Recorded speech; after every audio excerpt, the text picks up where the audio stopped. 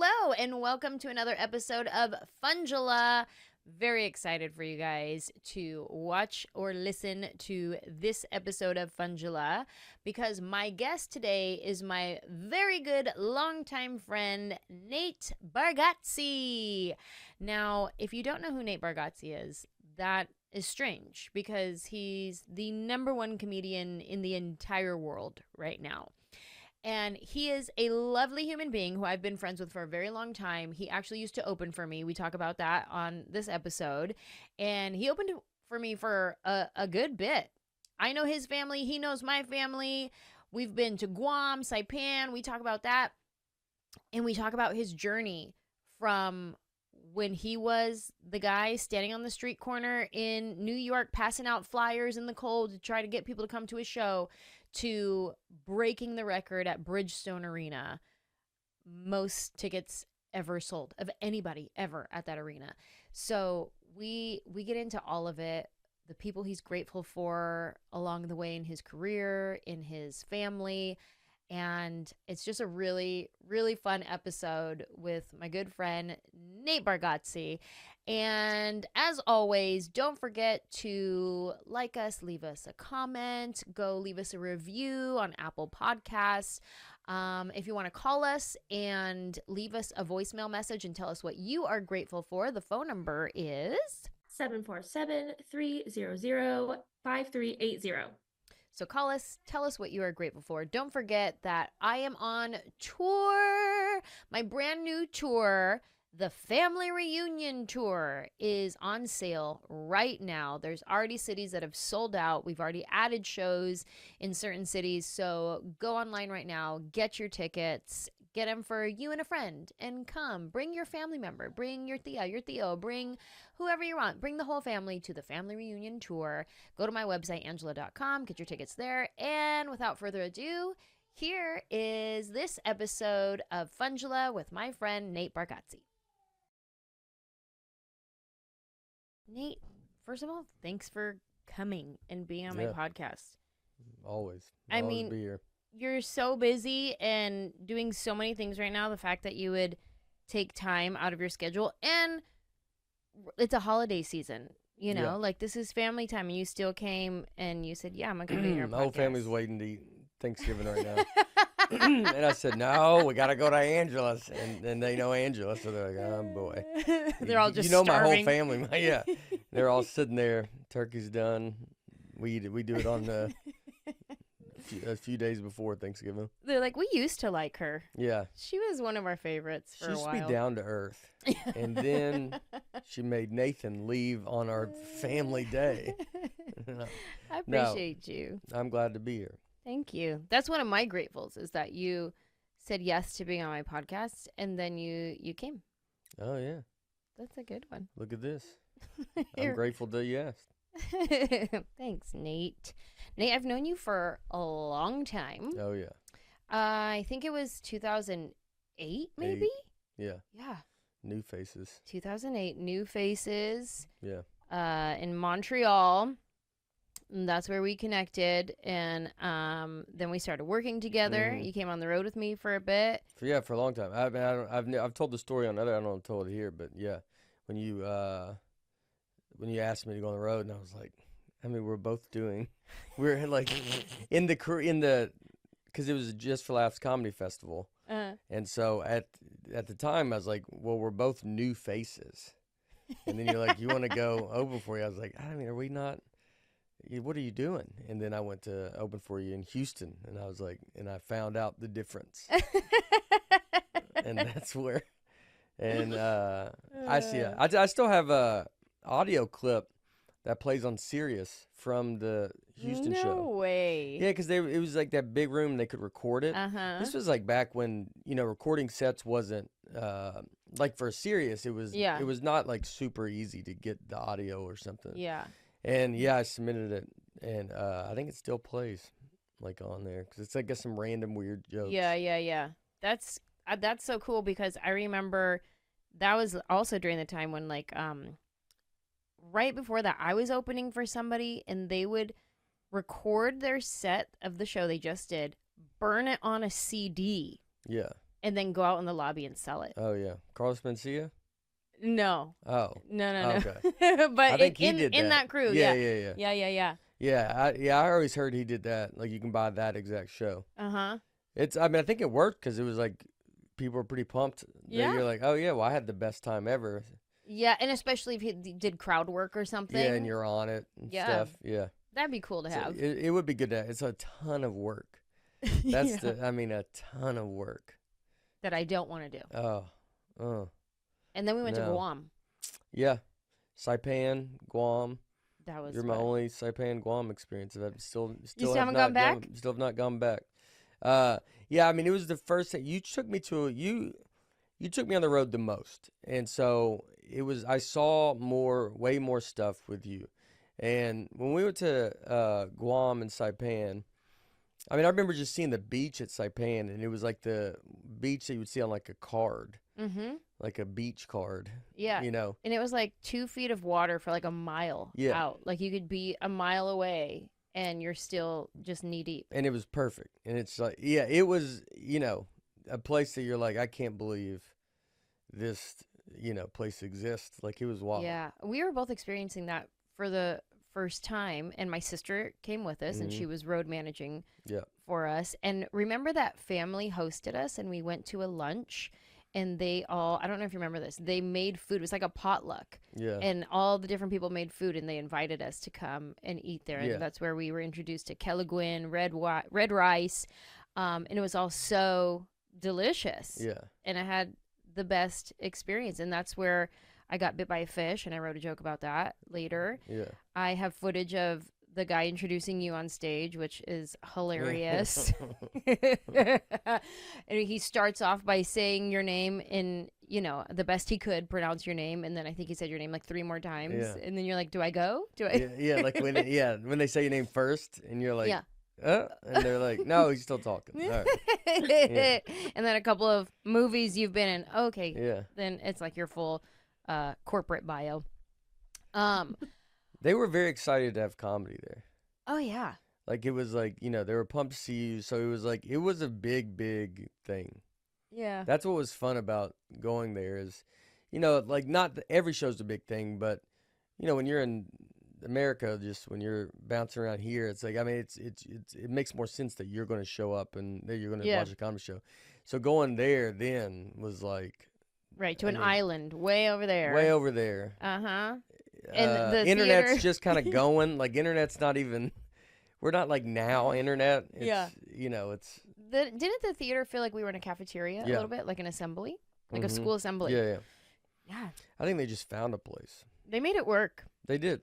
They're like, wait, you'll come see us? Yeah. We'll do it. We'll do it. We'll figure it out. Yeah. Yeah. It was awesome. Even the plane that we flew from island to island, that was the scary part too. It was one of those little planes where you like, you do the sign of the cross whether you're Catholic or not. You're like, all right, let's go. Here we go. It's gonna happen. It's gonna happen. It's gonna happen. You just accept it. Yeah. That's right.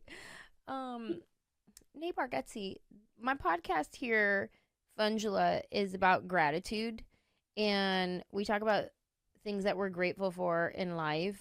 And also, we do one MADtitude. And the MADtitude is the one thing that's making us mad these days, putting us in a bad mood, giving us a bad attitude, or as I like to call it, a MADtitude. What is that thing these days that makes you mad? That I do to myself? Could be anything, it could be food. Food makes me mad right now. Why?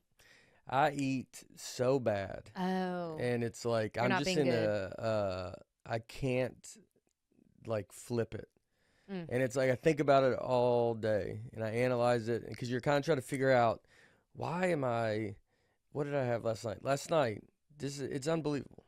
So Laura, my wife, made, dinner at home. And then, so I went and recorded our podcast, and then I did a show at the Nate Land show. And so then I get done with Zany's, but then in my head, I always get like, I want fast food. Well, so then I went to the Burger King right next to there, got a Whopper, ate that, then came home and ate her dinner. And you're like, so it's like the mentality of why am I stuck with I mean, it's addiction. Yeah, it's got. for sure. It's like like that's what makes me mad the most right now. The one I think about the most is I'm trying to figure out when will it click for me to not to have a better relationship with those foods. Didn't you do that before though? Because you lost a bunch of weight. You had like a trainer, a dietitian. Right? They're all there now, but I just am fat in front of them. You got there. They're. It's yeah. I had my barber. He's a barber trainer. He came on the road. He was my barber. We all got one of those guys. Got one of those. I have jobs that I invent, but he was like, it just works out. He was a barber at the shop here, and then he got in really good shape. And I was like, you want to just come on the road and like help me and do that to me? Yeah, do that to me. And so yeah, for the last special, I mean, I got down to 160. And then I think I had motivation. There was like, I really was flipping a switch and going. But then you learn, it's like the idea when people say you got a diet is not good. It's like it's a way of life. And so it's like you can see that, all right, well, I had that motivation. Then that motivation goes away. And so then you're kind of falling back into your own kind of thing. And then as my life gets more stressful, I'm going to this food is like the only time I get to like be like I feel like I'm alone because you want to eat it alone because it's embarrassing. Sure. You're not like you're not comfortable walking into like someone's home with McDonald's. Yeah. So we're going to eat it by yourself and you're going to And so I've linked those two things together, and so it's trying to figure out because I think about it all day. Like I'm trying to figure out like why can't it click. I think I might have one more link to throw in there for you to contemplate. Just contemplate on this.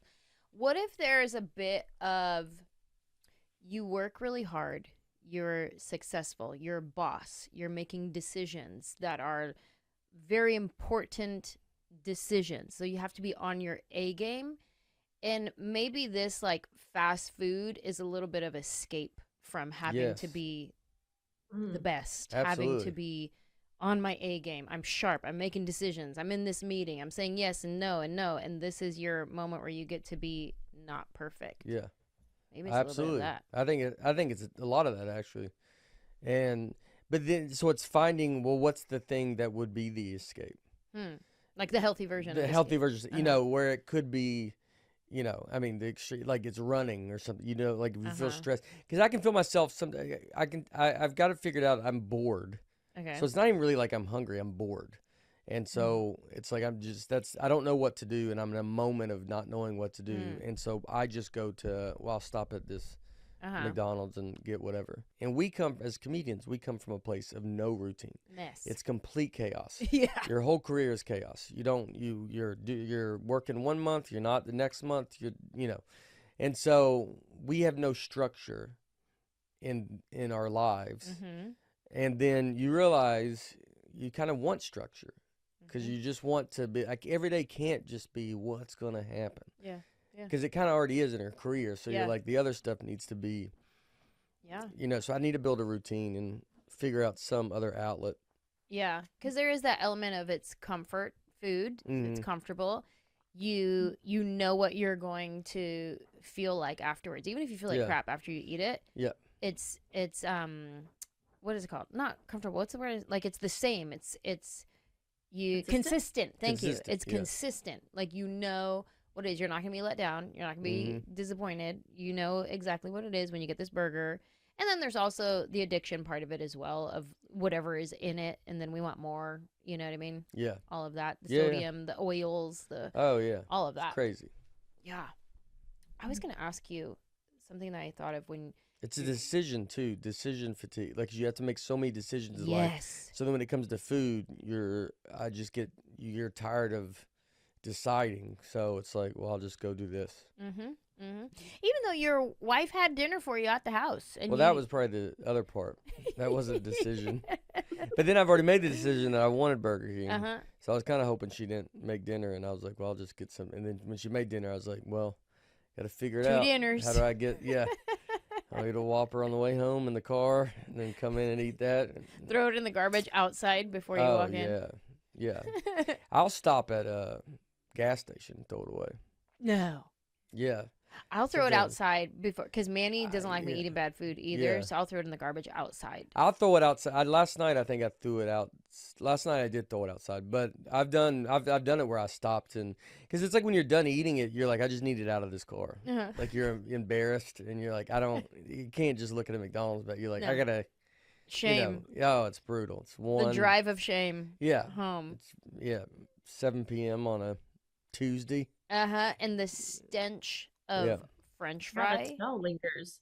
The smell, that's the thing. Fresh French fries, I'm like, let me have it. That's what I said one time when you smell French fries that are right in front of you, you're like, that smells good. But if you've ever stepped into an elevator where French fries were just Oh, yeah. there and they are no longer there, it's the worst. You're like, oh my God, what is this?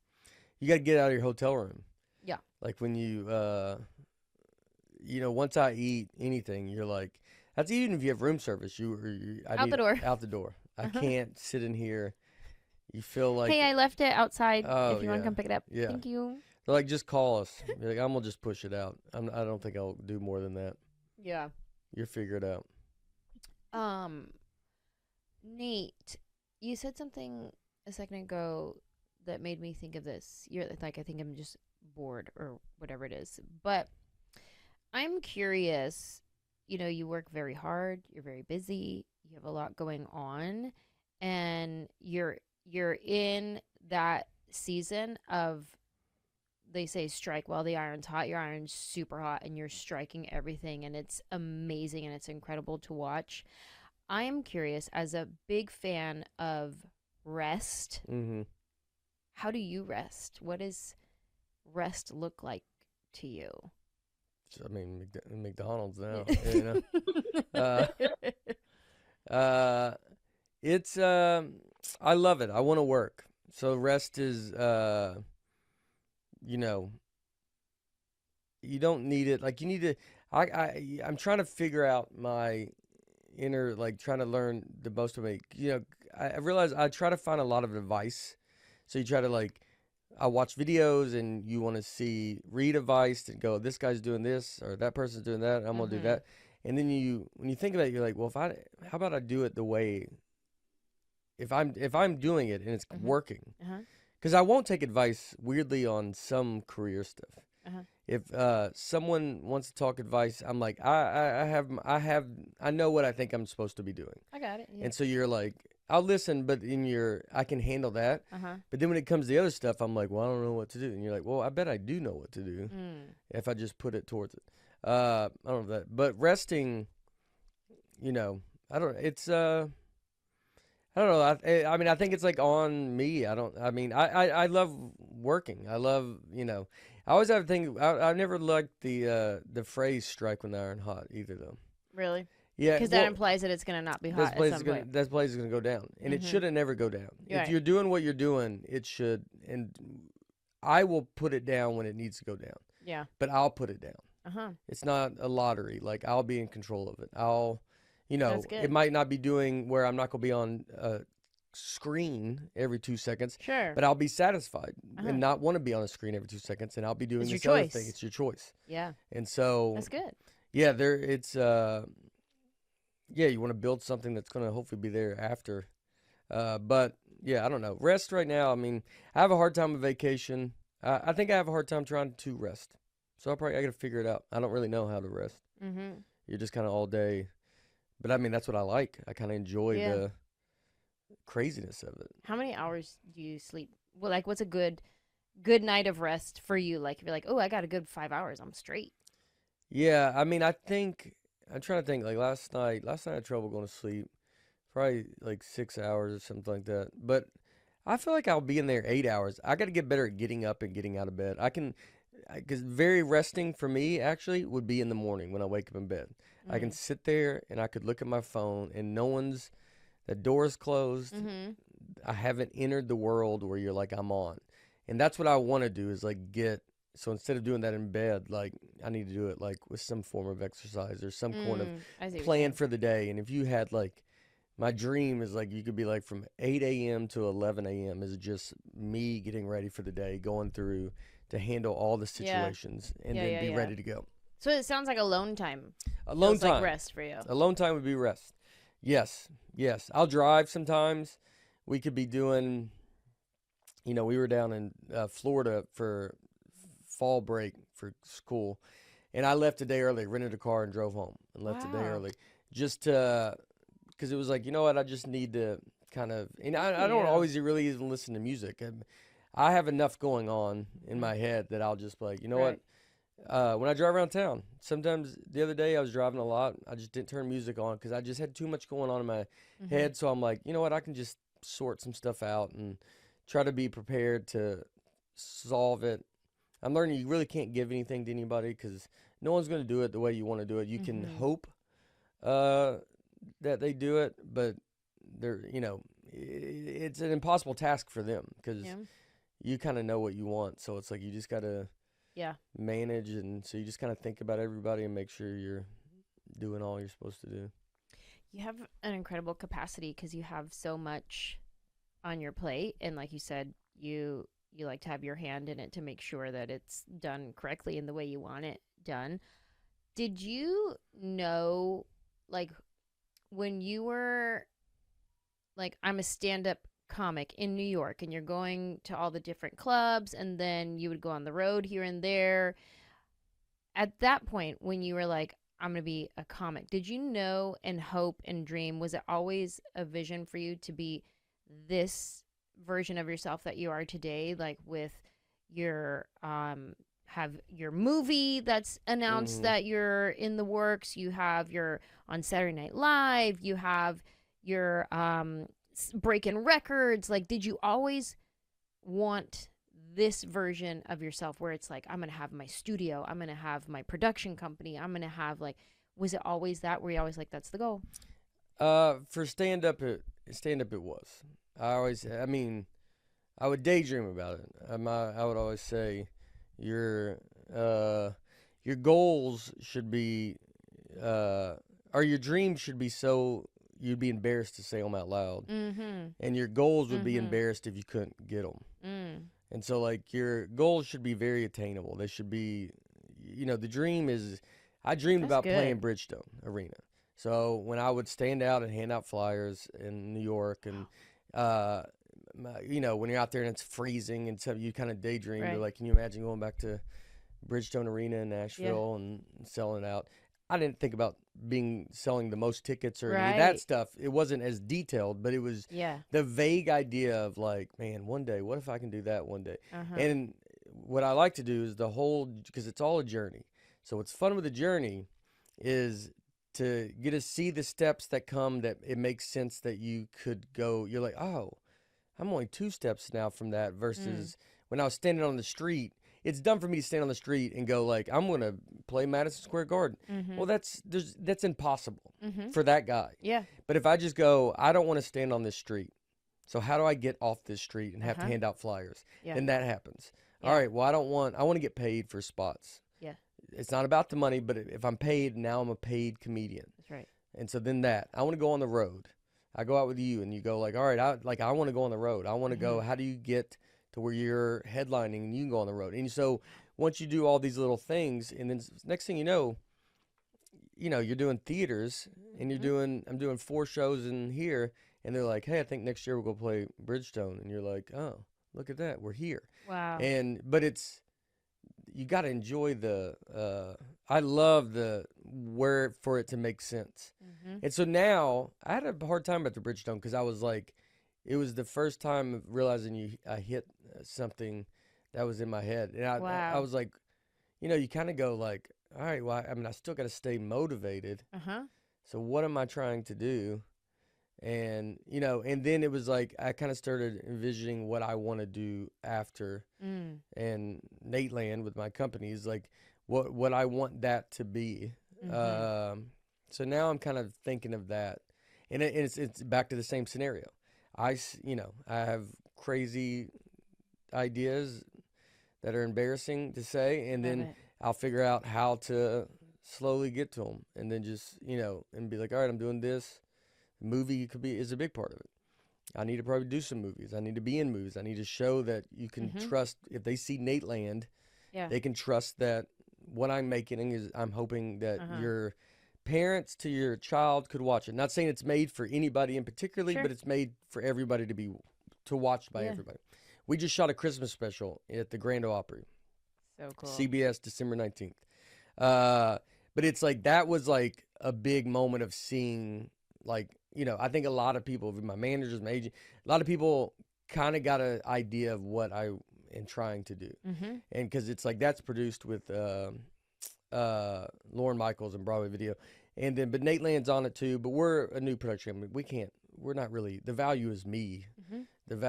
We're not a production. We don't have all this stuff yet. Right. But as we build it up, it's like, you're like, all right, I think you can see what you're trying to do. Now you're like, all right, this is what I'm trying to do. I want to do this in ways of movies or whatever, and go forward and see what we can make this. Did that fuel you, like when you were there at the taping for that, did that fuel you in a way similar to like the guy standing at the street handing out flyers, like in your stand-up, and like in a different part of your career, like producer mode, like enterprise mode? Like, was it a whole different kind of or similar excitement in that? Because that's I was new. the most excited. It's the most exciting thing I've ever done. No way. Yeah. No way. Yeah. I woke up excited. I had trouble falling asleep the night before. I was excited like a kid going to Disney World. I mean, I could not wait. And wanted to go, I'm always nervous that stuff's not going to be good or whatever it's going to be. But I was just excited to, like, it was like, this is it. This is a moment. Lauren Michaels has been so important to me, because it's like, so cool. Weirdly enough, with SNL really was a giant leap of being mainstream. I mean, I was in arenas before SNL. Sure. But SNL took it to just a crazy another level where we started adding arenas and all this kind of stuff. And so the fact that I got on that show, and then he had me back on, and then we said we had a Christmas special we want to do, and he's like, all right, let's do it. And CBS was like, yeah. So it's like, it was the first time, you get told no so much. Yes. And you got to tell them the idea and tell them whatever. And it was like, finally, I'm getting to do something to go. I want to just go show TV and Hollywood and go, I know what you're missing out on. Yeah. So let me just bring you what you're missing out on. And that's what, after that show was like, there you go. You see it, and hopefully it comes off that good in air. But like in the room, it was just, people were buzzing. I was getting text about it the next day where people were like, I can't stop thinking about it, because it was a variety show. So it's something that's old school that no one sees anymore and all this stuff. And so it was just like an awesome night. And so that's why I was excited, because I was like, all right, it's on me. I like it when it's on me. That's why I think like stand up, because it's on me. So I have to figure it out.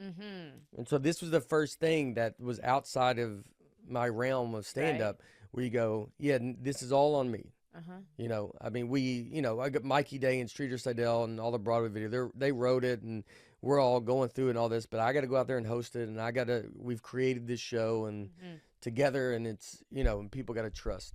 That's great. That's going to be good. Yeah. That's so cool.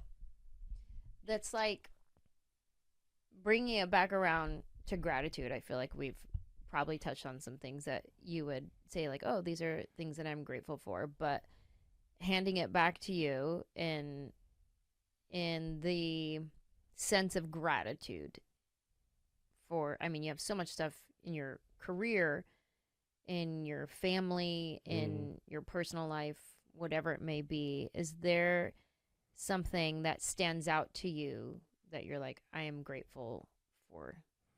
Yeah, I'm grateful to be a vessel for what I'm doing. I don't think the one thing I try to remind myself right before I go on stage every time is I tell them, this is not about me. So when I go out there, it has nothing to do with me. This night's not about me, even though it looks like it's only about me. Sure. It's not. And like when I did Bridgestone that night, what helped me, because I knew, so I'm doing my hometown, everybody I've ever known is going to be there. So everybody's going to be trying to talk to me and have to do this stuff. So that day, I like, you pray a lot about it, and you just kind of go like, this day has nothing to do with me. And so as I'm getting pulled, it's for them. That's them. It's not me. So I just need to get pulled. Mm-hmm. I can. I look at like you get to do some of the fun, convenient. I have a golf simulator in my house. Like those are the little perks, the little things that I get to do that's because of this.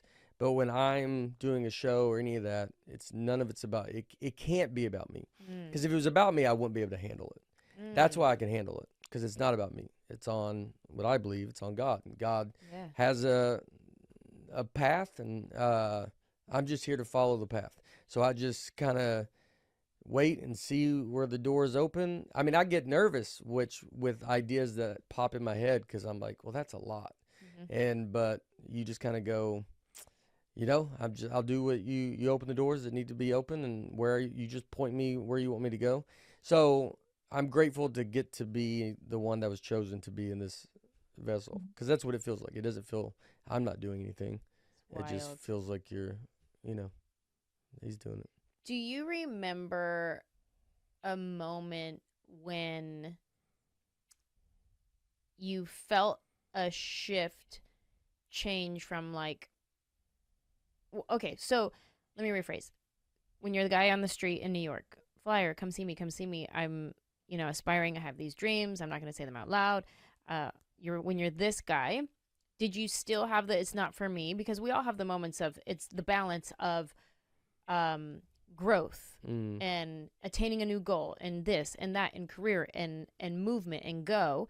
And then the balance of, then when you're on stage, shift. It's not about me anymore. Now it's about this person right here who needs this. And now it's about, it's not about me.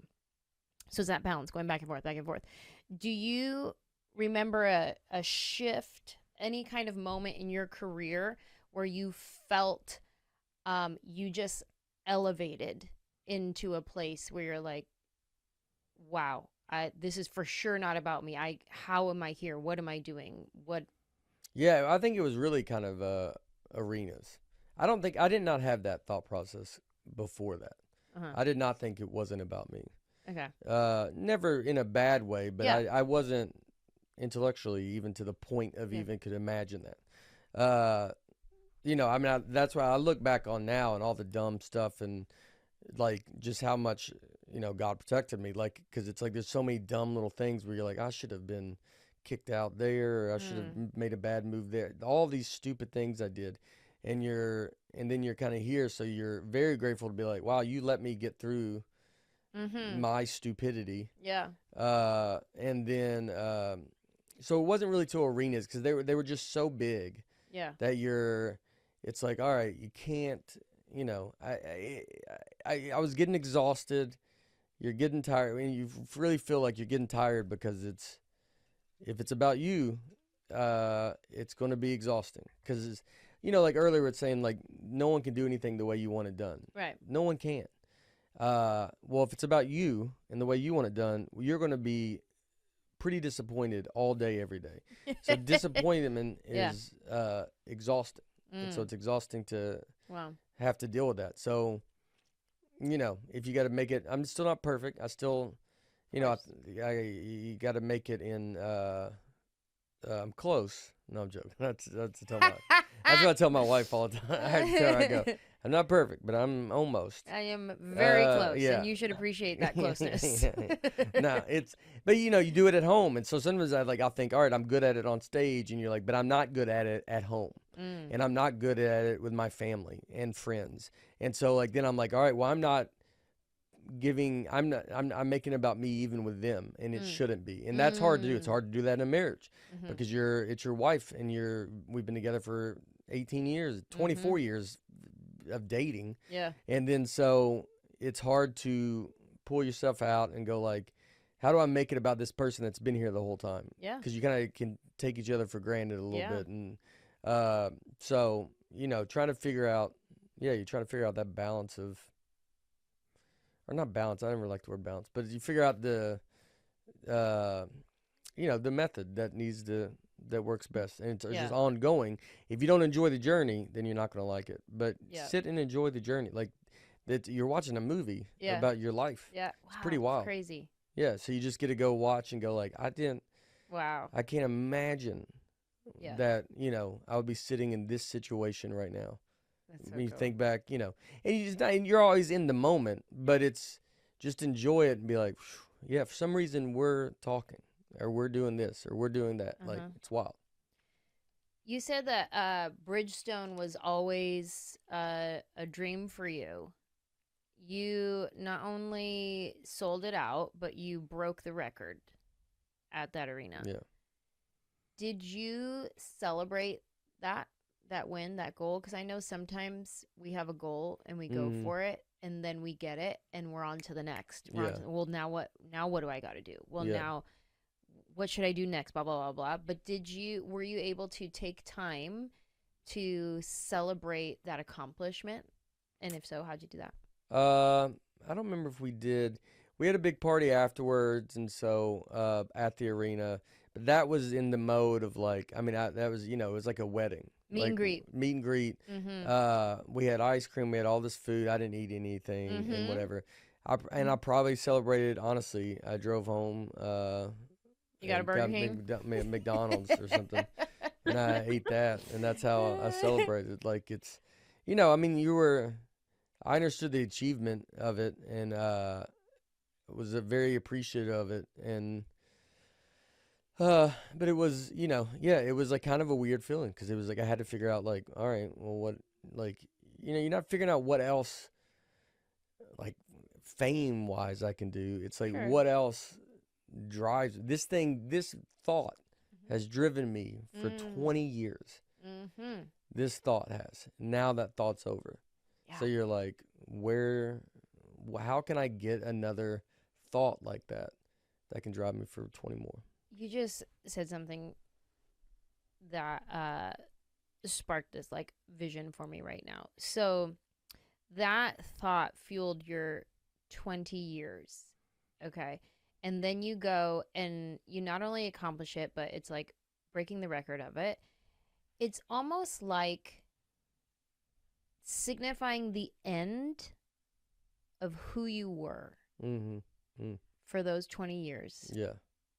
And this is the beginning of your next season. It's pretty wild.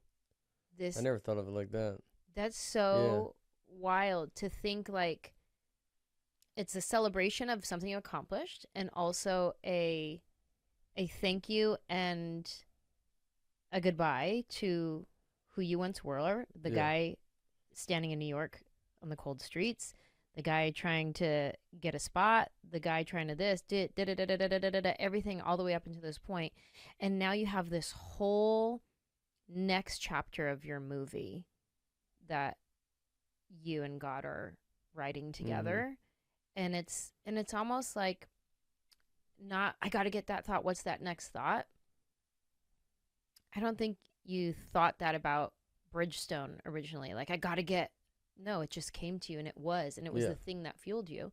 And I feel like that's, if you don't already have it already, that's probably this next season is God putting into your heart little things like that special that you recorded at the Opry, that variety show, like things like that, all of a sudden sparking and like fueling. And it's like, that's the beginnings of your next chapter of like what's going to fuel you. And how exciting. It's exciting. You know, you made me think about it. Like another one, it's about God watching me all the time. The fact that he put me with you. Because imagine if I could have went out with so many other comics that do not have God in their life, and you know, and just dudes that are going to be dumb and whatever. So I mean, that could have spent. We were together so long that could have spiraled me into a whole nother realm. Right. But he put me with you, someone that was like-minded with me, and that, like, so it even put that, you know, you openly have always talked about your faith, and so that was even just nice for me to see, even at that time. Just to, you know, you're always grateful of your time with people.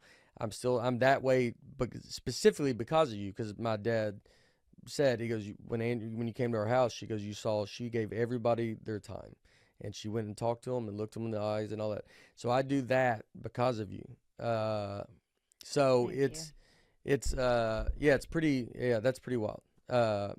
But what was we were just saying the Your next season? Your next season, yeah. Yeah, I see it. You know, I think of it with stand-up. I feel like I have 2 more tours, maybe 2 more specials. One for sure, because we're about to announce a tour. And I got to do 1 more special for Netflix. And after that, I kind of think I'll do 1 more tour, 1 more special. Then I'll be that you know, I think that's what I'm kind of feeling right now. Yeah. And so, and then just be like, you know, then it's like if I ever go to stand up, it's like a hobby. Like I'm doing it at clubs, you know, or like I'm doing it because it's fun. But I'm not on the scale because I think I'll be required to do other things at that point. So that's right. I'll have to move on. But yeah, so you just which is fun. It's fun to see like how can you end it. You know, it's like, all right, it's 2 more hours you got to come up with. Yeah. Wow. Yeah, it's crazy. That's pretty cool, man. Mm-hmm. I'm excited for you. What's something else that you're grateful for? I'll be at a club in 5 years from now. Back to opening for me. Yeah, back to opening for you, and this is played. I'm your co-host now. I'm like, you gotta give me something, Anjelah.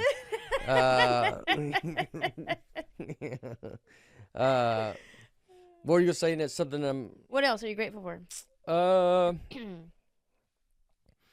I'm grateful to be here, home in Nashville, raising our daughter. You know, she's having a life that, you know, I kind of have as normal of a life as you could have. Yeah. With her dad's a comedian, her grandfather's a magician. So there's only so normal you can be. Right. But you know, I am grateful that. Yeah, I'm grateful for that. That's just to be here. We have a lot of family around. I'm close with my family. We're close with Laura's family. It's, you know, I'm not even gonna tell my family sometimes because I think they'll be like, well, you're getting too busy. We don't see you. I'm like, let me tell you, no families see each other. Like I gotta remind them to be like, we're seeing each other a ton. Most families see each other twice a year. Like, you know, and I'm like, I see you a lot.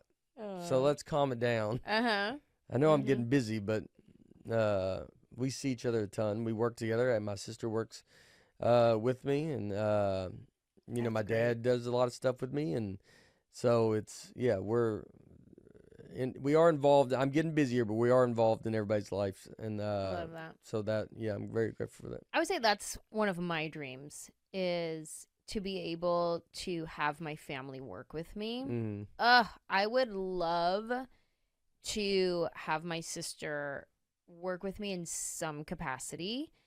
I would love to have my brother work with. I would love to just be at a place in my career where I could afford to hire my family in some way, shape, or form. And even like I'm getting ready to do a bus tour next year. We start in March. And I was talking to my husband and I was like, how can I get my brother on the bus? Like, what job can I find for him to do? Like, security, sure, but there's already security at every venue we're going to. Like, what job? Like, I'm trying to like find a job for him because security for you on the bus though, like going in, because you think there is security at each place, but that's 80 different people, right, in every city, and you don't know if they're great. Yeah, you don't know of anything. If you have one strong point of contact, which is your security, your brother, that goes in and he assesses everything. That's a good point. So that's the, you know, because you can, and I think it's much different. You know, I'm on the road. I have a bunch of dudes, and so I'm bringing Rosie. Yeah, everybody, whole family's coming. You have a weak group with you. Just, you need your brother. He doesn't just. You're going to be taking over. Security meeting, so I mean, I'm looking at it all, and you're like, Anjelah, you do need, your brother should be there. Because who is going to knock anybody down? I don't. I'm going to have to go back out on the road with you. Just to be like, one of us has to be there. That is a dream. That is a dream of mine, to bring my family into my world in some way. So we're all working together, and I just think it would just be so fun. But then I got to be so busy, and like if I'm gonna get to the place where I can afford to like hire my family in some capacity, that means I'm real busy. I'm doing a lot. And that's the part that I don't want. I don't want it. Yeah. I don't want all the work. Yeah. And you got to stay busy to get away from your Yeah. family. Even though they're there, you're like, Yeah. I got to get out of here. I got a meeting. I don't see it on your calendar. Yeah, it's there. Yeah. Yeah. Yeah. It is nice. It is very nice working with your family. And then, because people always say you can't work with your family or family and friends and stuff. And I never liked that. It does make, it's a little more difficult because, but if you have the patience, you can do anything, and you can sit and go like, I think it can work, and if it can't, you kind of look at everything inwardly, like it's on you. Like if something's not going the way you want it to go, well, that's on you to figure out how to make it go the way you want it to go, and so you got to just figure it out. But you've been out with your family. I mean, I know your whole family, so like you have done a good job of. Your family's around and very much doing stuff. I understand the idea, though. It's like you want them to be all working there. But it is nice that you've always had your family around. Yeah. My siblings have all done something work-wise with me. Yes. At some point. My sister road managed for a little while. My brother, Sonny Mitchell, did security for different events. I would just bring him on the road, do security. He drives for me. Like anytime I do clubs in the LA area when I'm staying in LA, he'll drive me to Ontario, Brea, Oxnard, be my driver. My brother Kenny does my hair. He's done my hair for photo shoots, for all kinds of stuff. So anytime I can bring my family on board, I love to do that. I guess I would just love to do it like permanently, so my sister can quit her job and never have to. That's it. Well, it's a good. Just think about that. Like talking about like the ideas that we think about. That's what you think about. Don't think about what you have to do to get to that. Just think about how can I get to visualizing that. Visualizing, that's the reward. The reward is that. So the reward isn't you get a movie. The reward is that. Yeah. So when you do that, it puts less pressure on the things that you have to do to get there. Because you can get there in many different ways. Maybe it's not going to be the way you think you're going to get there, but you can get there. Yeah. That's what I think helped when I think of stuff is like, I got to get there. So if I'm thinking of Bridgestone as the reward, the way I get there, I got to figure out like the steps that it's going to take to get there, whether it's going to be the way everybody's going to get there, the way it's going to be, or I'm going to get there. It's like, I don't know, but how do if I can visualize that and in my head, I'm not like, and I want it too. Like you're visualizing, not where you're like, yeah, man, that'd be great. Right. But you're like, I want it. Then you get to do it. So you visualize your family wanting to be there. Well, how do you make that happen? Yeah. What do and you're going to find little things that you go, all right, this podcast we need to do something here. And then I need to do that there. And like, and then everything you're doing is not about you. It's about them. It's about someone else. That's good advice. Thank you. I don't normally take advice. No, I'm just kidding. Yeah, I go. I'll give advice all day long. Yeah. I do like your food advice. That I'm open. I'm very open because I'm a mess. Take it. It's yours. Yeah. It's yours. I have a question. Well, two things that I thought of while we were talking. One, does Harper understand who her dad is? To her, your dad. And as it should always be. You're just dad. Does she understand that you're like the #1 comedian in the world, Dad? I don't know if she knows that. I mean, she knows I'm a comedian. She knows. I think she gets people bring it up a lot to her, and they say stuff, and or they go, "Oh, your dad's famous," and she's like, at school, and so it's. I mean, she gets that I'm famous, but like I don't think I'm. She doesn't think I'm more famous than a YouTube person that she follows.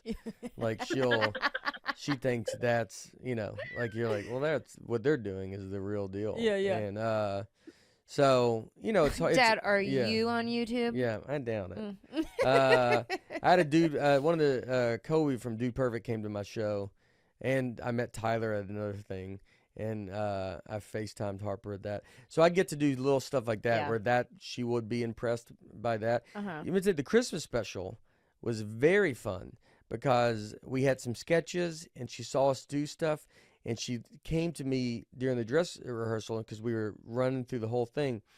And she was like, I could see that she was very excited. Like stand up, I don't think she thinks is, because it's a kid, so I don't think they think it's funny. Yeah. They don't get it. Yeah. And so they're just kind of like, I don't know. She likes stories that I've told that are, you know, but she doesn't get really the stand up aspect of it. But the sketches, when we were doing that, I was side stage doing dress rehearsal, and she came up and was like, I watched that one. That was really funny. And then she goes, oh, you could, and then she was like telling me stuff I could do to it. And so that was punching it up for you? Yeah. That was a pretty, it was very nice to like, I finally felt like, oh, I got something that she's impressed by. Because you're trying to impress her, you know? And so, not that she's not ever impressed, but it's impossible for a kid to wrap their head around it. Yeah. I remember I did Prairie Home Companion. It's on a show it's on forever. It might be on NPR or something. And so it's it's a giant show that's been around for a very long time. So I did it, and she was like 5. And so it was on the radio, and I told a joke about our dog, Annie, about our dog was dying. I did the joke in my special. And so, but during this joke, when I said it, because it was on the radio, I actually said Annie's name, which I never did. And I did something else. So I was like excited to go tell my 5-year-old, ooh, look, I'm going to say the dog's name. And so I go, and I remember we had, you know, it's a Google Chrome or Alexa or whatever it is. And so I have it playing. And I mean, it's to the second that I'm about to say the dog's name and try to impress my 5-year-old. She goes, Alexa, play Disney music. Just stops it. I'm talking on the radio thing. Like, I mean, and I was so mad. As you know, it's a 5-year-old. I mean, you can't get mad, but I was so frustrated being like, I don't even, you know how hard it was to change the timing of that joke and for me to get all this stuff in? Like, and I mean, it wasn't like she did it like I didn't want to hear it. She listened up. It was the timing of her was impressive to put a stop to it. Yeah. And you're like, I mean, I was thought about this all day. Like, I was like nervous about getting you know, because it's a recorder. Yeah. And then she said, I got it. I got it. Yeah. Next. Thank you. Next. Yeah. You're like, Alexa. Right. Alexa. Oh my God. Okay, my other question that I thought of. Is there someone I'm sure there's a lot of people in your career that you are grateful for, but is there one or multiple people that stand out to you over the years of your career, whether it be a comedy club manager or Lorne Michaels, like all the way up? Like, are there people throughout your career that you think of where you're like, I'm sure in different seasons of life, you're like, when I win my Oscar, I'm going to mention this person in my speech. Like, who throughout your career stands out, like, in your heart, that makes your heart warm when you think of this person? You're like, I for sure wouldn't either not be where I am, or I wouldn't be as good where I am. You know what I mean? Yeah. It'll seem weird because we're here. It's you. You're a big part. Because I was with you the longest, and you took me on the road, and I saw, you know, because I was in New York, and so if I would have started in Nashville, I would have seen the road more. But because I was in New York, I would have been more in the city. And so when I went with you, you took me out, and so I saw the country, and I saw touring and what touring really is, and everything I've said before. Like, so, but there's a bunch, but it's good because everybody that is it, I'm still close with. Like are as close as I can be with being busy, but like so like you were a big part of it. Fallon, when he saw me, you know, Lorne Michaels, obviously. There's one of my first managers, Abby Robertson. I remember Abby. Yeah. I'm great because I don't ever forget. I try to kind of I'm a pretty loyal guy. Mm-hmm. So even if I can't, if you've been a big part of my life, I don't think you'll ever get out of my life, and I will hopefully find a way to repay you. Yeah. But like Abby, it was because when I was that was a time, the only time I was like kind of like really, I don't know, like there's a lot of times you're bummed out about where stuff's going, but I felt really stuck. And I remember I did I was, manager at the time, and it just wasn't, nothing was going on. I did an album, I did 3 Conans, and I was like, I feel like I'm just stuck. And they're like, well, maybe do another Conan. And I'm like, 4th Conan can't. Right. You're like, I just feel. And so we parted ways very fine. It was all great. It was like there was really nothing else to do. It's kind of, and Abby came around then, and she was the assistant to a manager. And she reached out to me and told that manager, you need to get this guy. And she like saw what I did. And so I've always thought of her very highly. And then when I got to the point where I was doing the most important thing that she did, when I got to the point where I was kind of doing, it was getting bigger. Mm-hmm. And so just where Abby was at the time, we both were career-wise, it was like I was kind of outgrowing the situation I was kind of in. And so we tried to figure it out to work, but then I'll never forget, I was lived back in Nashville, and Abby called me one day, and she goes, look, I think you just need to go to a bigger company. Like, you're doing other stuff, and it's getting so big. Like, you go, you keep continuing. And that, I am one of the most grateful for that moment, for someone to do that, because that doesn't happen. No. And they don't ever give, and for really to put yourself aside and kind of go. Yeah. I understand. I can't handle what you're doing right now. Wow. And so that's big. She's one. Yeah. I have an old manager too, Dave Rath. Yeah, Dave's the best. Love Dave. He will forever be golden in my heart. Mm-hmm. Yeah. Yeah, he was mine too, because I got him with you, because he managed me too. And yeah, Dave, I always talk about Dave Rath. I was like, he's the one guy. I feel like if I had a situation where I wanted an opinion, I would go to him, and because I trust his opinion. Because he's very, very nice and kind-hearted, and even and he's not going to do it for himself. Yeah, I know he's going to give me an answer. Yeah, we could both go to. We're not repped by him, and we could both go to him now. Yeah, and I know it's not going to be a biased answer. It's going to be really what I should do. I used to call him my work dad. When he was, because it kind of was for you, because you were absolutely. I was there. You were growing up and learning, and you had to immediately. I was 24 when I started working with him. He literally, like, how your dad is like your hero growing up, and your dad knows everything. Like, he could solve any math problem. Like, dad knows everything.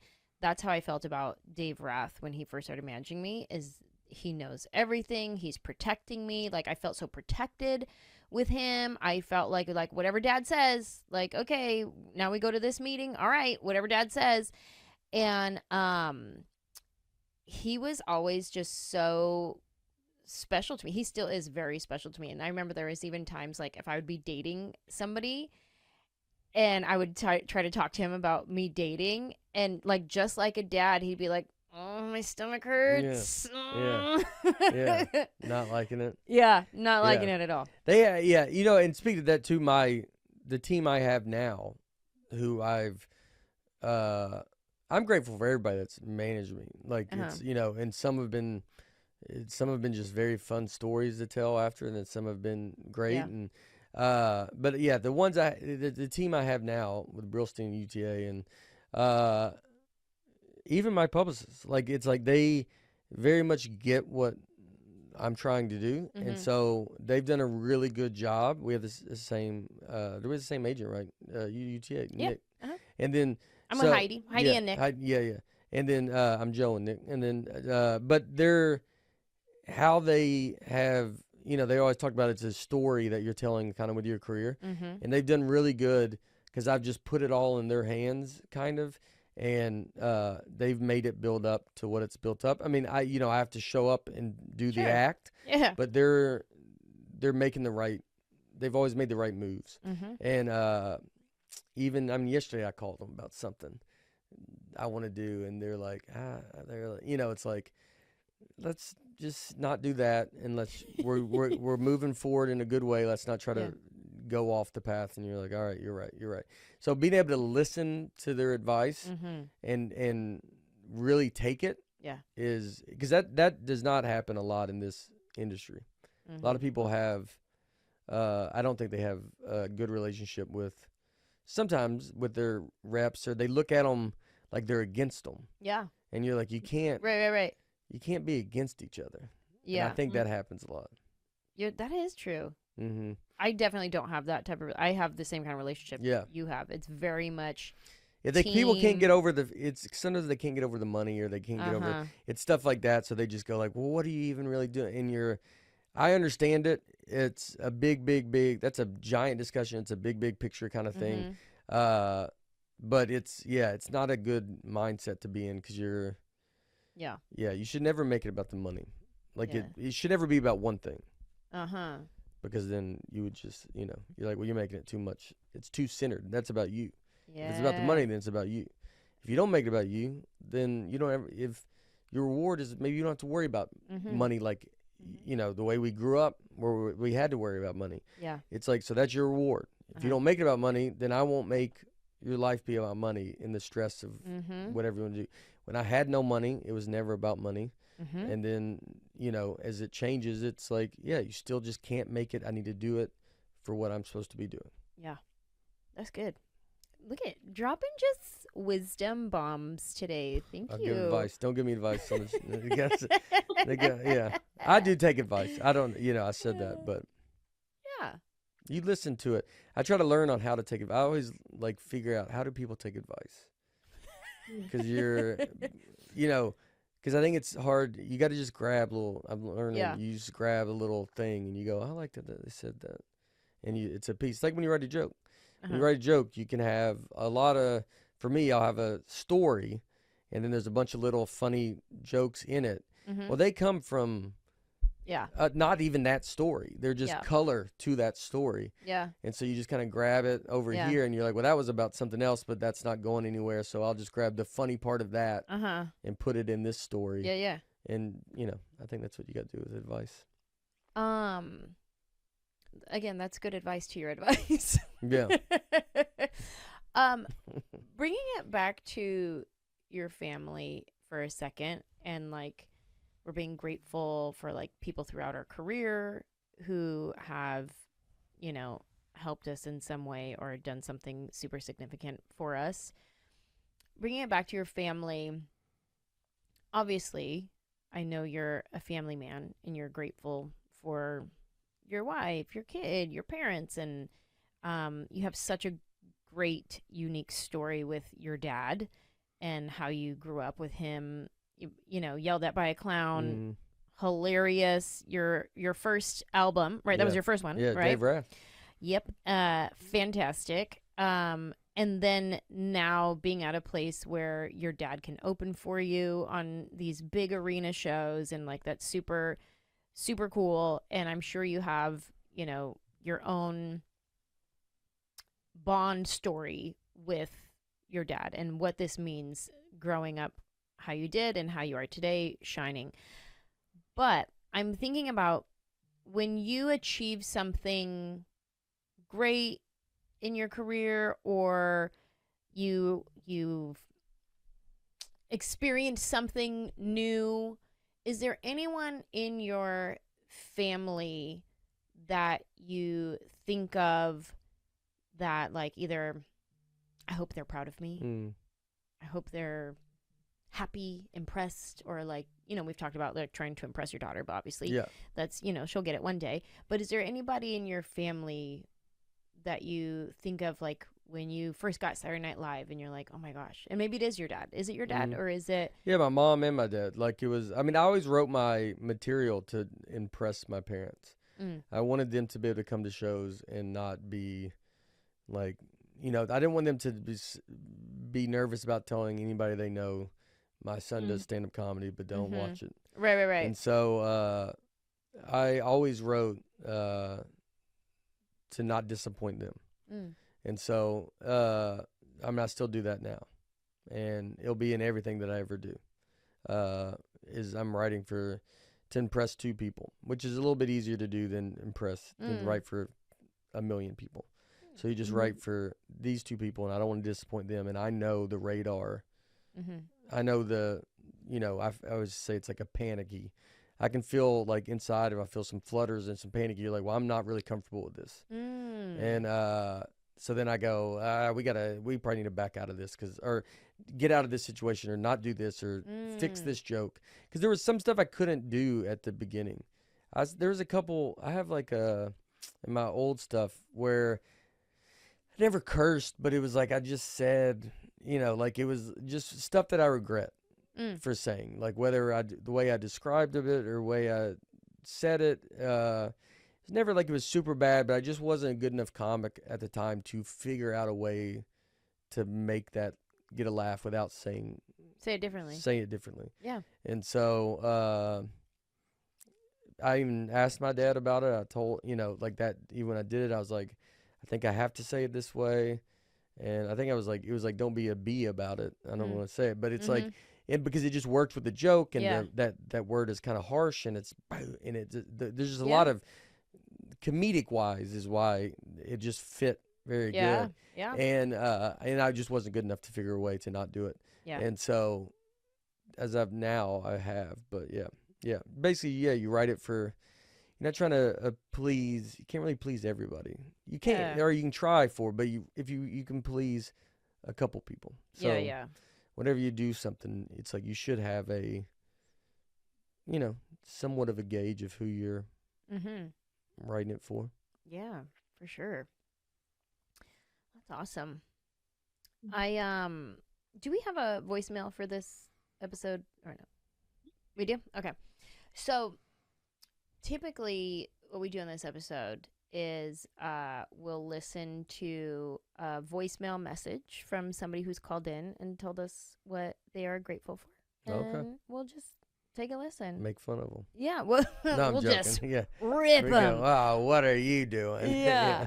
And if you would like to call and tell us what you're grateful for, here is the phone number that you can call. Danielle will play that for you. 747-300-5380. Give us a call.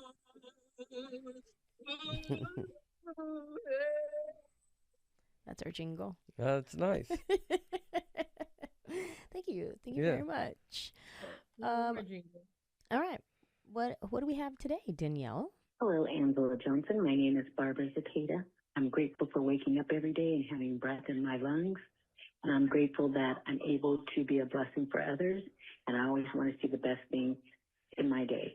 I don't want to focus on anything negative and stay around positive. Have a great day. Keep up the great work with your little memes and your little videos and everything. God bless you. Bye-bye. Aw, thank you. Nice. That is Little videos. Yeah, my little videos. I'll keep making you little videos. What was her name again? Linda. No, Brenda. Wait. We'll just play it again. Wait, hold on. I think it was. Well, you know what? Hello, Regardless. Anjelah Johnson. My name is Barbara Zepeda. Oh, Barbara. Not Linda Way or off. Brenda. Yeah. Samsonite. That was very nice. Barb, thanks so much for calling in. And that is powerful. Not focusing on the negative, but focusing on the positive. And I feel like I try to employ that in my own life and practicing gratitude, shifting my perspective whenever I am feeling anxiety or feeling. Do you ever feel anxiety? Yeah. I think that's the fluttering when I feel. Yeah, I can when I then I feel like I'm just too stretched thin. So you just kind of go like, all right, I have too much stuff going on. It's going to get bad. Yeah. Stuff's going to get bad if it gets too far out and I'm putting it on.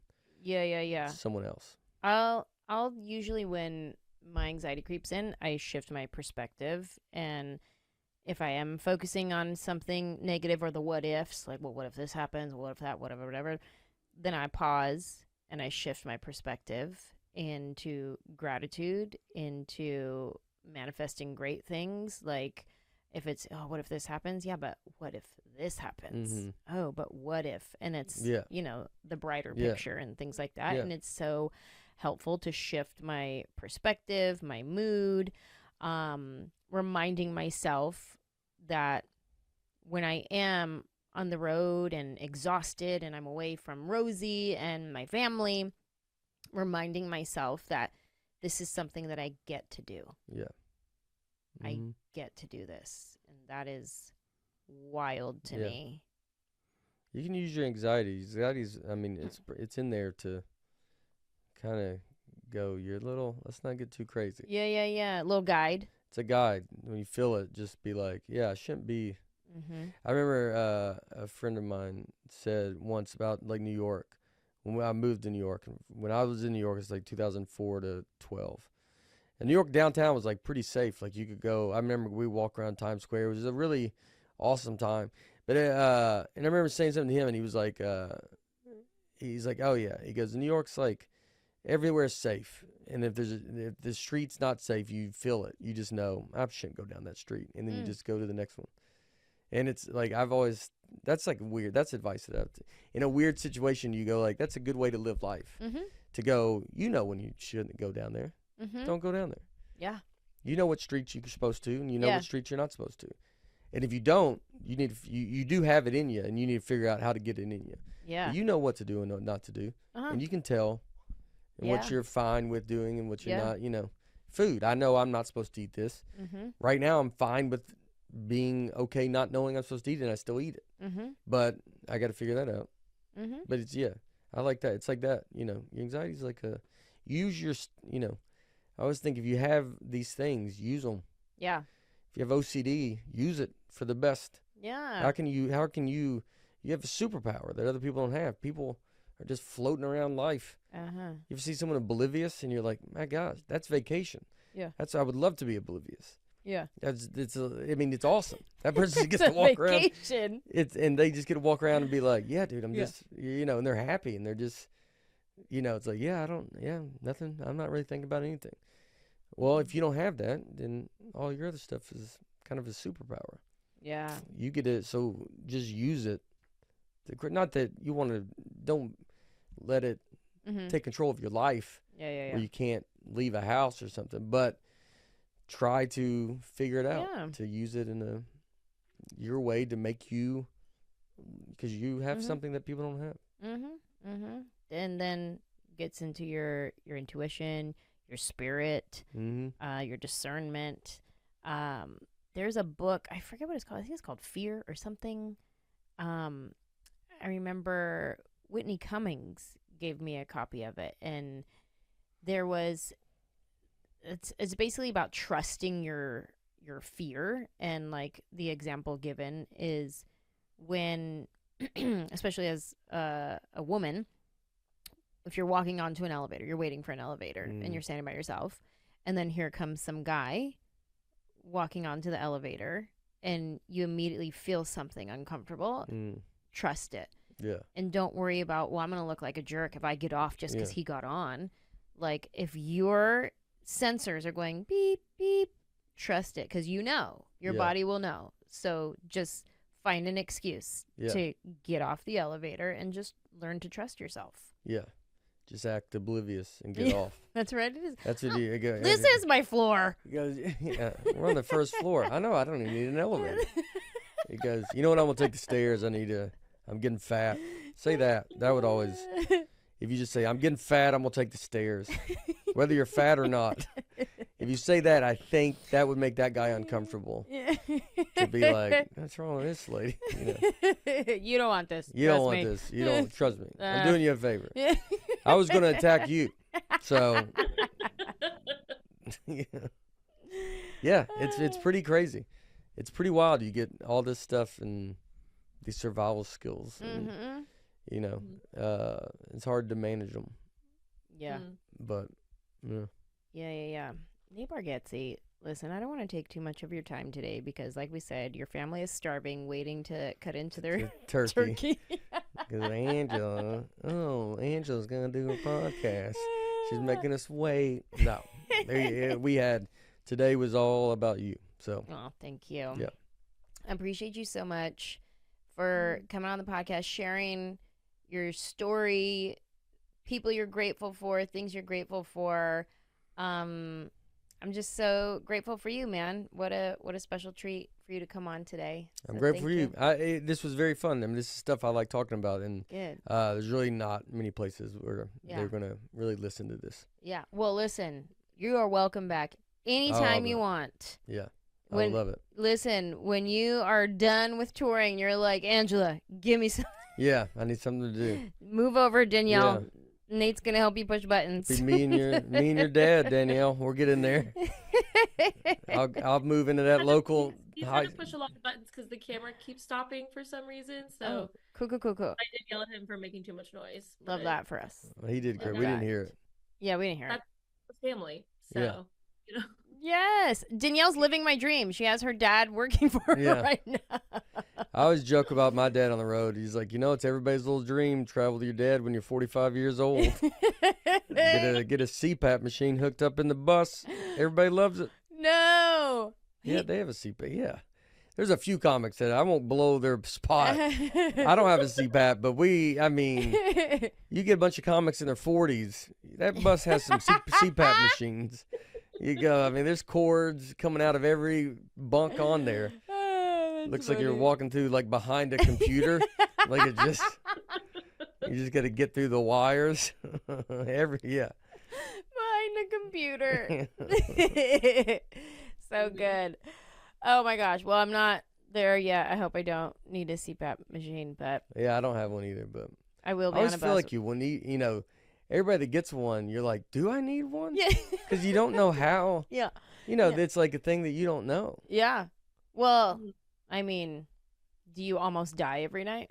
Then I don't think so, but then you're like, what if you're just used to it? you're used to almost dying. Yeah. Yeah, could be. If I don't think I snore. Every now and then Manny will say that I was snoring and I'm so offended. Yeah. I'm like, Yeah. no, I wasn't. I mean, I'm fully asleep, yeah. so I don't know it, but I'm like, Yeah. no, I did not. Yeah. Yeah. You're crazy. I'm like, did you record it? If you Yeah. didn't record it. No, Yeah. I've never heard you snore, and we've Yeah, we've bunked before. snore. Yeah, I don't snore. But also, you I think if have you're your super tired, you will snore. I will snore if I've had a little sippy sip. You know what I Yeah. mean? Yeah. Then I got some snores coming. But your sound machine is so loud. my what? Your like noise, like your whenever you do like the ocean sound. Yeah, I or the do my sounds, sound Yeah, I like machine. something too. Do you listen to crazy a? loud. I do like brown noise or white noise. White noise is kind of harsh sometimes, so I'll do like a brown noise. It's like softer. Yeah, I'll do. I've been using a lot more everywhere. Like, but I'll do a jungle, like this that Calm app. Yeah, Like that?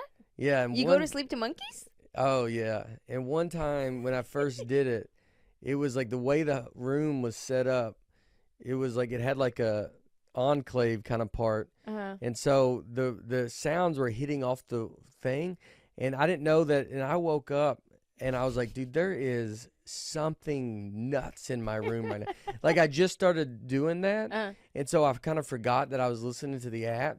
And I just kept hearing like, and I'm like looking. I mean, I turned the lights on. I'm in the corner. I'm trying to find what this is. Hilarious. And then I finally realized it was the app, and it was just the way it was hitting the Oh, that's funny. walls. It was like, yeah, it was intense. I mean, I turned out. It's 3 in the morning, 4 in the morning. All the lights are on. You're just standing there like I was talking about to fight a monkey or something in this. Calling down the front desk. Yeah. What rodents Yeah. do you have? What is going on? Hey, what is Columbus, Ohio known for? It just. I can't listen to the actual sounds because then if it's not a steady rhythm, the one like will like wake me up and I'm Yeah. like, oh no, I need it to be even oceans crashing. If it's not a steady rhythm, then it's a crash, but then there's not a crash. Then there is a crash. Forget it. Thunder and lightning, I can't do it. Yeah. It's I gonna stayed wake at a me up. hotel recently on the beach, and I just had left my door open. Oh, that's like nice. the real, You're like, all right, you get the real thing. nice. Yeah. You're on a balcony. As I was up, so I didn't know if could get in there. Yeah. You know, and yeah. Concert for your sleep sounds. You're like, oh my god, I'm seeing it live. Yeah, have you seen The Office? It is a concert. That is very funny. That you're like, oh, I get the real thing here. Yeah, it's like seeing Elton John, not a cover band. Front row. You listen to only cover bands, and you're like, oh, I got the real deal right now. That's a solid joke, Daniel. Yeah. Take it to tours. You can have it. Thank you. Copyright. Yeah, Nobody steal it. Yeah. It's you can listen to like office noise, stuff like that. Oh, like typing? Typing, people a little like chattering going ASMR. on. Yeah. But I feel like that's for like during the day, so you're just not sitting in a quiet room. Because it is nice to have a little bit of noise going. I prefer Law & Order SVU to be my background noise. That's good. Just throw that on, hear about all the crimes happening. If you watched in the most episodes of anybody ever of that show, possibly, you might be number one. I like to go back. Where I know if you went on if you had a game, do they have a game like a board game or anything? They should. You would like destroy it. Well, what's funny is I'm noticing that they recast the same actors in different roles a lot, and it pisses me off because I just want one role. Just give me one role, and then here you go casting this girl 3 times in 3 different roles. Yeah. Hello, I'm right here. Have you asked for a role? I have. I've met with casting and everything, but I need to do like every few years. I go, hey, set me up with another agenda. Remind them I'm still here. Yeah. I'm still here, guys. Hey. Thank you so much. Yeah, dude, use Anjelah. Listen. Oh it's going to be unbelievable because you know the show, you know. Done. Yeah. I'm ready. But I just noticed I went back. I'll pick a random season. I'm in season 20 right now. I just picked a random one. I was like, all right, let's just give this one a go. And there was a guest star who is currently one of the detectives. Like he's on the show right now as a detective, but he guest starred as a victim's husband. Yeah. And I was like, oh my gosh, even this guy got double cast? What the heck? Yeah. Anyway, I sidebar. wonder if they gotta have. I would think they would have a tracking grid for that because it's like, what if he had been the criminal and he's supposed to be in jail? Yeah. And now. Well, that's the thing is if there was a game show, I'd probably be. They're like, which actors were double cast on the show? I'll tell you right now. I wrote them all down because I'm pissed. Yeah, they're banking that no one's watching it like Anjelah. So that's why you're not cast because they use it as a radar to go like, hey, are we going back with this actor too much? I don't know. Did Anjelah talk about it on our podcast? Yeah. And then they just go, no, she hasn't brought it up. I think we can do it again. I've written a joke about Law & Order SVU on, I think, 2 or 3 of my specials. Yeah. I have a joke about them. You guys, hello. I'm writing jokes about you. I know. The closest I got. Even retweeted or whatever. Right. Christopher Maloney retweeted me. I did a joke about him in my most recent special, Say I Won't. And I posted it and he retweeted it. And I don't remember what he said, but he did retweet it. And I was very excited about that. And because he has a spin-off show, Organized Crime, Law & Order Organized Crime is his spin-off show. One time I had the showrunner of that show come to my show, sitting in the audience. And I was like, this is my moment. Yeah. He about to see me and be like, she's perfect. Cast her. But then now he's not the showrunner anymore. So dang it. Yeah. We'll get it. We'll get it. We're going to do it. I'm going to visualize it. It's the reward. Visualize it. It's the reward. And then when I I'm get not doing this for me. Yeah. And they're like, well, Anjelah, this sounds like it's only for you. I go, but I promise it's not. I know it looks like it's for me, but it's not for me. I know I've written many jokes about how this should be for me. And I've specifically asked for this, but this has nothing to do with me. Yeah. This is about my sister working for me one day. That's right. And they're like, what? That's right. Just the drama. They're going to, then you don't get in, but they just write it about your story and drama. You're like, that was what I told them. Wait a second. No, you're doing it for them because you're like, you clearly need new actors. God. Imagine they cast some girl to play a comedian who wrote a joke about them. Oh my God, beep. Right, the copyright situation. Oh, and then when I book SVU, that's gonna be my end of my season of who I was. That's gonna be my Bridgestone moment. Bridgestone moment. Yeah, we'll never joke about. You can move on, and start watching SCI. I don't know what they are. I don't know what they all are. Law and Order SVU, but I'm on all of them. FBI, I love watching FBI. Is it because it's like a movie? So it's like a 30-minute movie almost. It's the beginning, middle, and end. There's Yeah. always Yeah. like they're gonna catch the bad guy, Yeah. and like I don't know. There's something like gratifying about it. I think Yeah. the I never one watched that's it. hard to watch, but I still do, is Unsolved Mysteries because it's not solved, Yeah, yeah. and you That is need some tough. resolve. Yeah. But I do still like it. I do still watch Unsolved If I was Mysteries. gonna start with, if I never watched Law and Order, what do you start with? Just the one that says Law and Order. No, definitely not that. Do not start with the original. Mm. Law and Order SVU, Special Victims Unit. That's the one that's Start everybody's season favorite. 1. I mean, you can start season 1, but I would probably skip ahead and start maybe season 7 to 10. I would start somewhere in there. It's such a different show now. Oh, You know yeah. what I mean? So, like, if you skip ahead a little bit, you start getting a little bit of what the show is now. But early on, it was different. Mm. I don't know. To me, that's how I think. But this is what I did with Chicago PD. Yeah. I started at, like, season 8. Let me just see if I like it. And the only reason why I did that is because one of my SVU episodes was done and it automatically started a Chicago PD Yeah. episode. And I Yeah. was like, well, what is this? I don't want to watch this. But then I got suckered in. And so I finished the whole season 8 and I was like, oh, that's good. And I went all the way to the end. I'm like, well, now I got to go back to season 1. And I went back to season 1 and I Yeah. started over. I was watching something recently and it did that to me. I was watching, and I can't think of the daggum movie that it went to. I was watching Rambo 3. And then it went to like, what did it went to a TV show. Oh, it went to, what's the, If you say MASH, I'm going to be upset. no, it's the two brothers that they're in Seattle. He's on Seattle. Kelsey Grant, Oh, Frasier? Frasier. The new one? Because they No, did a no. reboot. Oh, the old. No, the first one. Oh, interesting. It goes, I'm watching Rambo. You know what else you might like? Yeah, and it just starts the pilot of Frasier. Like it just was just this switch that was like, this guy, I got a good read on Yeah. this guy.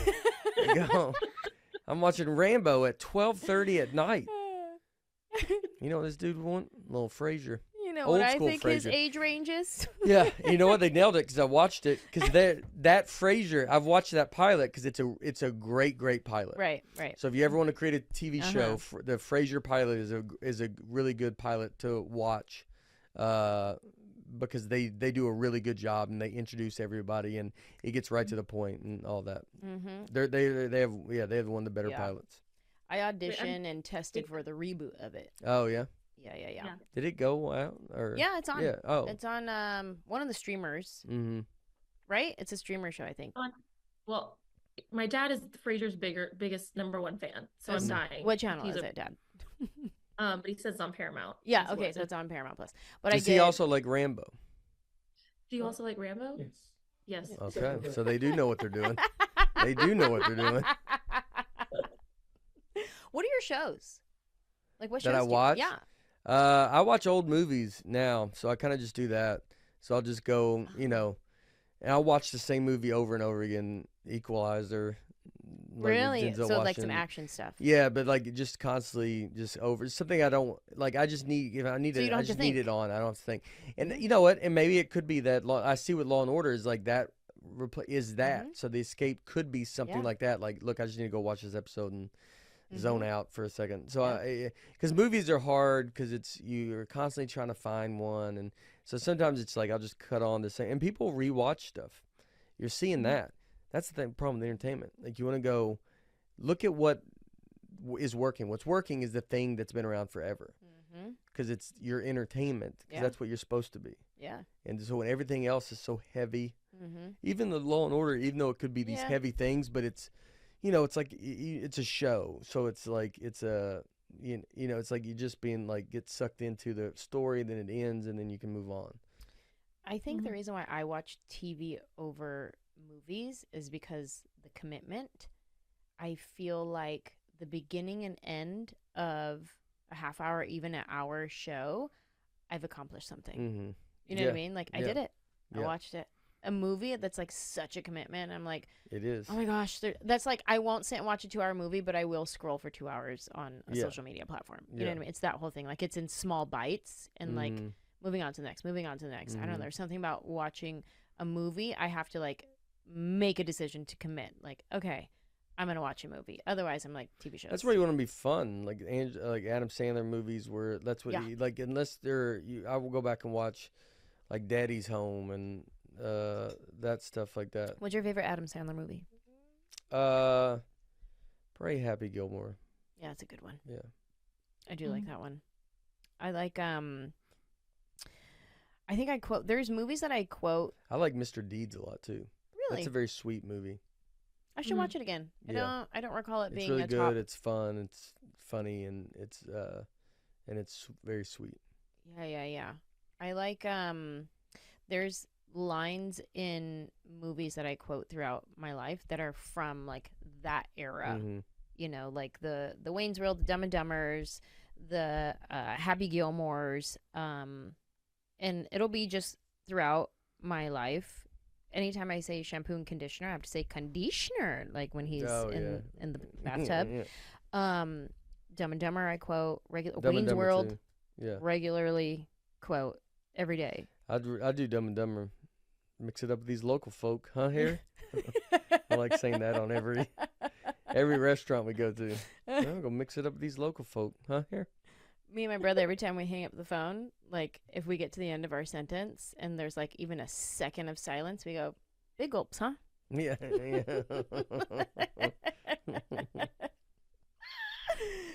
Good. So good. I did read or saw TikTok something, where they said people who have a lot of anxiety or who are like super busy tend to rewatch the same things over and over again because you don't have to think about it. Yeah, It's you like- know what's going to happen. I used to always watch Seinfeld when I eat because I could only watch Seinfeld, and I'd have to pick the episode because I need to know exactly what's going to happen, so nothing's going to come up. And so I would, be like, all right, I'm gonna sit down, I'm gonna eat this, and I'm gonna turn on this, and I mean I don't do that as much anymore. But yeah, at night I'll watch the same movie. Yeah. And I know what's going to happen. I'm just trying to like waste 20 minutes. Mhm. Seinfeld was never my show. Friends. Yeah. I was a Friends. Yeah. girl. I like Friends, but I'm all Seinfeld. So. I feel like in that era when they were both on live, that was you were either Team Seinfeld or you were Team Friends. Mm-hmm. Like it was rare that you watched both. You were like, no, I'm a Seinfeld person. Mm-hmm. I was a Friends girl forever. Yeah. When two things are kind of close, I always say with Michael Jordan and Kobe, like they were too close to each other for. If I grew up watching Michael Jordan, so then when Kobe came, I'm like, I look back and I missed out on Kobe because I was like, well, I just watched this. That's my guy is this guy. Yeah. And then so when I look at it now, I'm like, and then when LeBron came, I'm like kind of back on because you're like, all right, I'm ready for another once in a lifetime person. Yeah. But I look back and you're like, God, I should have watched Kobe a lot more, like because what he was doing is he has the same mentality of Jordan. But yeah, you do it. Breaking Bad and Ozark. I watched Breaking Bad, then Ozark came out. I was like, I've already done this. Yeah. So I couldn't do Ozark in a row. Here's the thing. I loved Ozark. I watched the first season, really enjoyed, and then I fall off. I like any like critically acclaimed show. Any of the shows that you're supposed to be watching, like, oh, this is one everybody's talking about. I'll like it, like I'll put it on and be like, that's pretty good. But then I still just revert back to my procedural crime dramas, FBI, Law and Order. Like I still go back to comfort. Successions. I never watched that. I didn't either. No. And let me tell you the problem with Hollywood is they think Successions has 100 million viewers. I know, and everybody that talks about Successions, they say it's the best show ever made. I'm not saying it's not the best show ever made, but people are busy. People have lives. People, it's like the tendency when someone tells you, oh, I said I'm watching all these shows, usually they're not married or they don't have kids or they just got divorced. Like, there's something where they have time. Yeah. And then they can be invested in something. Yeah. Where, not saying it's bad or wrong or any other way. Do whatever, but it's just you see the time. I met Brian Bates, our open right, before he was married, had a kid. Brian would not ever, like, if I came home sometimes, he'd be like, oh, let's go to the Titans game, or let's stay and go to, I'm like, I just want to go home. And he's like, what does it matter? We're going to go, you know, because you don't, there's weirdly a thing that you're kind of like, you can go do that, so enjoy it. But then once he has kids, you're like, now you're like, yeah, dude, I can't. Yeah. I don't want to go there. Yeah. I just want to go home. That's right. And so it all just kind of changes. Yeah. Yeah. I'm the first flight home girl now. I used to be midday flight. I was midday. Yeah. First flight out. I think I'm opening to that. Yeah. I get that. I'm more than I ever have. Yeah. I used to be, when the bus, I would be like, have the bus be at my house at 10, 11 a.m. And I'm going to wake up, whatever. And now you're kind of like, no, I'd have it. You were like, I want to go home. Get me home. Even though I know I'm going to be exhausted, I'm going to power through because at least I'm going to be home. Yeah. Be in my comfort. I have my daughter. I have my husband. I have my stove. I have my food. I have whatever it is. And then after I put Rosie down, I feel the crash coming. And I'm like, my own bed is going to be so good right now. I'm going to take a hot shower, wash the airport off, and I'm going to get in this bed, and it's going to be magical. I love being home. Yeah. Yeah. It's very nice. That's a comic's vacation. It's home. See, okay, listen. Manny is like, babe, let's go to this place. He wants to travel and go do these things. And I'm like, I travel for a living. I don't want to do that. Even though it sounds amazing. Like, I would love to go to Greece. I would love to go whatever. So next year, my tour, we're going nonstop. It's going to be, the bus starts in March, but I still am almost every weekend, January, February before that. So bus starts in March, and then we go all the way to November. But I have 1 month off. It's September. And in my brain, I was like, oh my God, I'm going to sleep. I'm going to stay home. I'm going to enjoy my own home. I'm going to, see what's happening in my home area, what events are happening. Like I can go to a show, like a concert here or whatever, go have dinner with my friends, what new restaurants. Like I'm trying to think like, oh, that'll be a nice month to just be and connect with my community, because my community is the most important thing. So just connect with my community, just be home. And then Manny's like, a whole month? All right, let's do Greece first. He's planning this whole like Europe trip. And I was like, oh, no. I'm not going. He's like, okay, then can I go? I'm like, you go ahead. You go do you, but I am not going. There's no way. I'm going to stay home. I'm going to sleep. But I wish he might want a break, Yeah. Because you'd been gone for it. Like you probably, weirdly, even though you want to come home, you might be like, you could be like, go. Yeah. Well, he's going to be on the road with me. Oh, then. So. I mean, y'all definitely be like, dude, go to Greece. You guys, because I'll see you in a month. Have fun in Greece. Yeah. Y'all going to be just on the road together. Everybody's going to. Rosie's going to, she wants to be on her own. Does Laura go with you on the bus? Yeah, some. They never went on super crazy, super hard, but they did go out with me, and they would come out with me on weekends. And, when you're living in Nashville, you're actually touring a lot around kind of Nashville. So, yeah, they would come out. I mean, now that our daughter's 12 and she's busy and school, and so it's not as much, but, you usually get home Sunday to Wednesday, sometimes Thursday, leave, and you're around, and then they come to the ones that are fun to come to, and then, but they don't live on they didn't like live on the road. Rose is gonna full on live on the road with me. Well, it's kind of perfect because she's at the age that can happen, and you can go do that stuff, and then so when she's older and in school, it's you probably won't be touring like that. Definitely not. And then right now it's just going to be fun, and I talked to all my other touring moms who have toured with toddlers and like how they do it, like with the bunks, and like there's like toddler rails and stuff. Yeah, we had that. Oh, you did?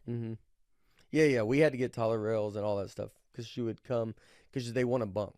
Yeah. It's like you'd be like, just sleep with us, but I mean, the bunk is the best. Oh, I love bunk and they want to go sleeping. up top. I love bunk sleeping. I know. And so toddlers want to be at on the top one. So we might have it. I can see if we have it. We had a toddler. I mean, because I remember even when we switched to, I would still put it up there for her. She's 12. But she wouldn't let me. But we had it up there because when it goes down, you're like kind of like, oh, Would you say you're a helicopter parent or far from a helicopter parent? Like when you're saying I would still put the rail up for my 12-year-old? I'm probably in the middle. You know, I would still, I still, like, when you go check your kid to see if they're breathing, like, I can now sometimes go to bed and not go upstairs to make sure she's asleep or whatever, just check on her. I will, it's 90-10, where I'll, some nights just go to bed. Everything's fine. Yeah. But we did listen to, we had the camera, and we would listen for a very long time. I will check the monitor and be like, you look too peaceful. Yeah. Oh, yeah. Oh, yeah. You're sleeping too well. Yeah. I'm going to need you to toss and turn a little bit. Get up. Yeah. I know. You got to, well, I mean, so many times because I laid my hand on her chest when she was little just to feel it or to hear it. Yeah. When she was a baby, it was, I mean, that's all I thought about. I do that to Manny, though. Yeah. Like, Manny will be, like, dead asleep. And I'm like, wait, are you dead asleep? Yeah. Hold on. And I'll be, like, checking for, like, breath under his nose. Yeah. And sometimes I do that to Bonzo, too, because Bonzo will sleep right here, right by me. And, like, I'll just be cuddling him. And then I'll wake up in the middle of the night, and he's, like, under me. And I'm like, oh, no, I suffocated him. And so I'm, like, waking up Bonzo, and he'll be, like, awake. Yeah. And I'm like, oh, thank God. But I do that to everybody. My dog, my husband, my daughter. I mean, I always think somebody's going to die around me. So I'm like, everybody's alive? Okay, good. You're a fun person to travel with. Very fun. Danielle just has to lay in bed as she feels a finger go under her nose. She's like, oh, I'm okay. I promise I'm okay. Yeah. My finger under your nose going, Danielle, are you alive? I don't know any of my passwords. Yeah. I was like, that would be you being like, I don't know. What time are we flying up? I'm like, in 4 hours, go back to bed, you psycho. Bargatze. All right. Listen, I could talk to you for many more hours. I would love to. But again, your family is starving, and I'm starving. Yeah. Now it's Christmas. Merry Christmas. Well, actually, this is our New Year episode. This is our New Year's Eve episode. Oh, so yeah. All right. This will come out right before. So Happy New Year, everybody. Year's. My special would have already aired, so I hope you liked it. I hope you are watching and have already watched Nate's special on Netflix. And Christmas Eve, the Netflix special. How fun. I bet all of it will be out. Yeah. Watch everything that he's done. Go watch it. Do you say Happy New Year or Happy New Year's? Happy New Year's. Happy New Year's. I think S. Happy New Year's. I do S too, but right now I stopped myself because I was like, oh no, I don't think that's proper. And then I was like, no, but I think I say Happy New Year's. Yeah. What do you say? Happy New Year. Happy New Year's. I think I say Happy New Year. One New Year? Happy I mean, it New is only Year's. one New Year, but I think I say Happy New Year, but then I think I'll say New Year's Eve. That's where the plural comes from, or possessive. New Year's Eve. Plural. She's so smart. She That's said possessive. So Listen, that's a flex right there. What a flex. Possessive. Possessive. Because you're possessing something. Yeah, that means you have it in your possession. You own it, right? That would be the apostrophe S, right? Yeah. Yeah. Also smart. Look at that. You own the Wait, my dad's shaking his head no. Oh, no? Well, you don't teach anymore. You don't know. Yeah. I thought it was real good for a second. It's fine. Ladies and gentlemen, thank you so much for tuning in. I hope you have enjoyed this time with Nate Bargatze, my good friend. Yes, always a pleasure. Thanks for having me. Come back anytime. Yeah, we'd love it. Appreciate you. All right. Bye. Bye.